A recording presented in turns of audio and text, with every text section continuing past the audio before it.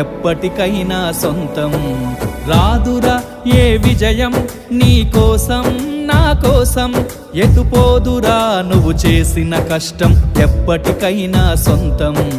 కాలంతో పయనించే వాడికి కానిది ఏముంది, సాధనతోనే సాధ్యమవ్వునని సదాశయంతో సాగర ముందుకు. రాదురా ఏ విజయం నీ కోసం నా కోసం, ఎటుపోదురా నువ్వు చేసిన కష్టం ఎప్పటి